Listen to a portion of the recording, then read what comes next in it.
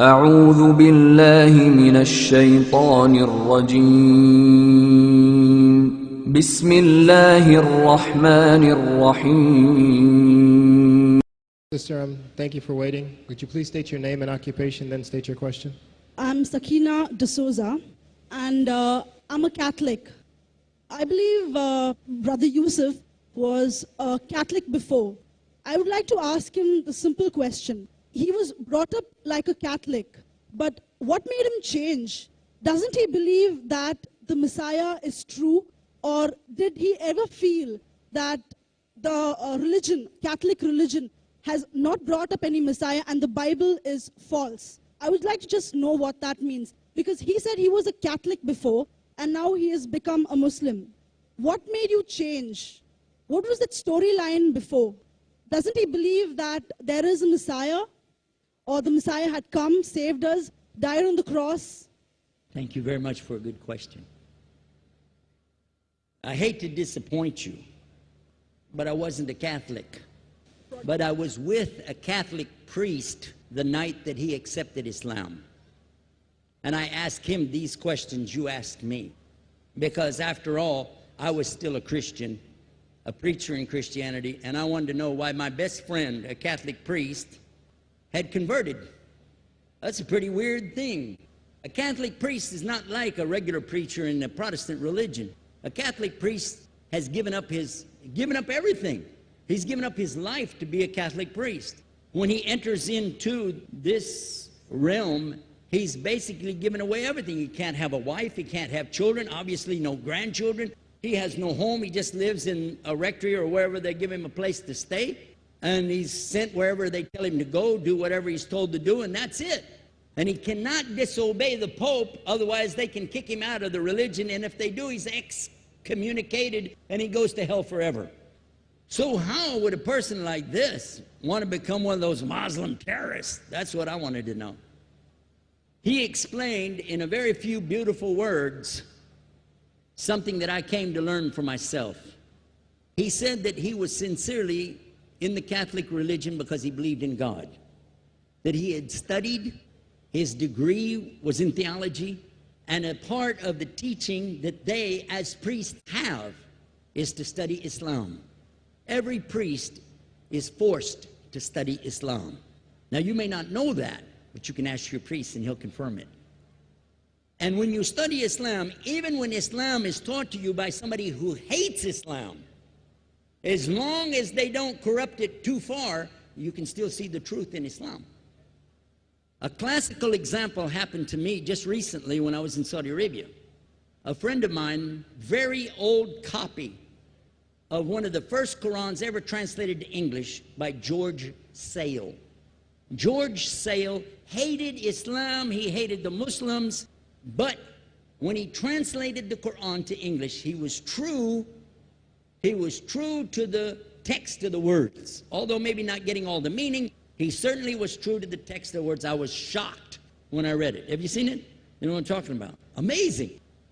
And listen to this. George Bernard Shaw, for instance, is one of many, a long list of people who read this and realized the truth of Islam.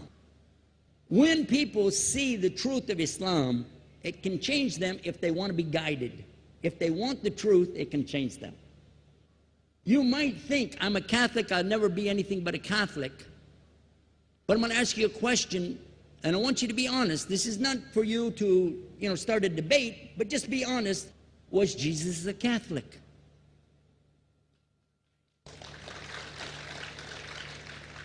And it's not open to debate, so there's no point in opening that up, because you know and I know he wasn't. The Catholic Church was in business about 300 years before Jesus was born. It's on their website. Don't go like this. It's on their website. That's where I took it from.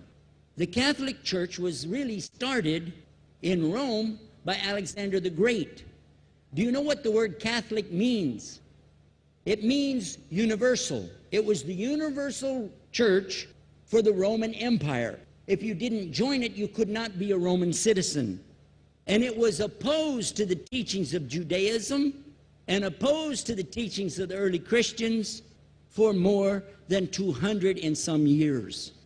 And they were diametrically opposed to each other to the extent that it was the Romans killing the early Christians. Now, if you understand that and you go to their website and read, they didn't even take over Christianity until the year 325 AD. And when they did, they changed a lot of things, again, referring to their own website. But if you want to check it in Britannica or Americana or grow your encyclopedias, go ahead and read about the Catholic Church. When, in August of 325 AD, at the Nicaea Council, they took over, first thing they said was, let's change the date of the birth of Jesus to be the same date as that of Mithras, which was the god, one of the gods worshipped there, and also the sun god's birthday was the same day, December the 25th, believing it to be the shortest day of the year. And Constantine was a sun worshiper of Sol Invictus. Go to the website, read it for yourself.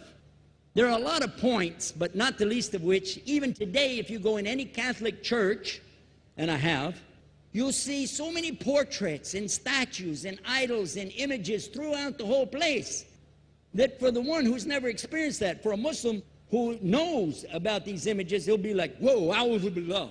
Whoa, what's this? The first time I walked in a Catholic church, I was about 10 years old.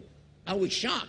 I was shocked at the idols and statues everywhere, because in the Protestant religion, we were brought up to believe that the second commandment was just as important as the first commandment. The first commandment in the Bible, in Exodus, is the same as the first commandment in the book of Deuteronomy.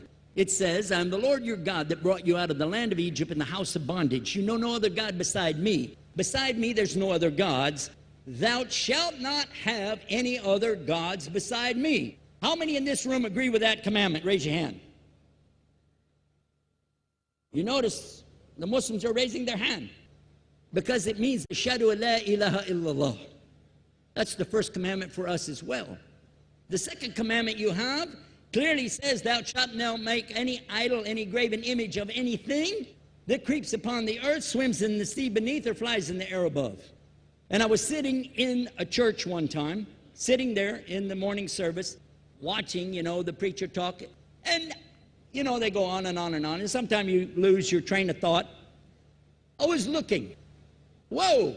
On the front of the podium, there was a fish. A fish.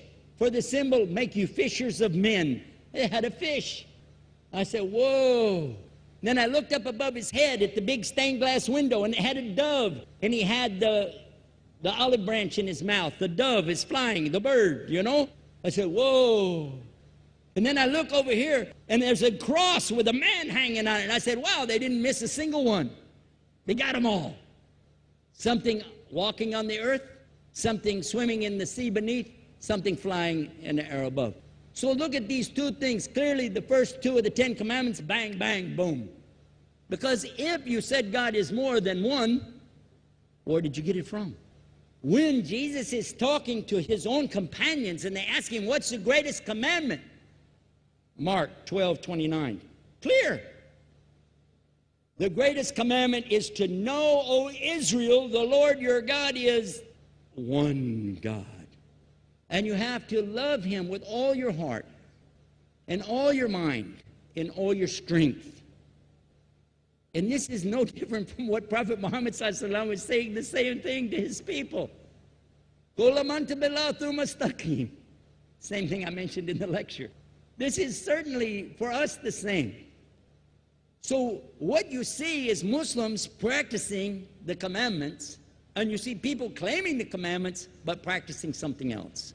And I have seen more converts from the Catholic Church than any other of the many sects of Christianity, and especially from the nuns, priests, and even an archbishop. And all of them are better than me. Those guys and women that I see do this, they still sacrifice their whole life to get the true message of Islam, not only to you, but to Muslims as well, because we all need to know about it. But thanks for a great question.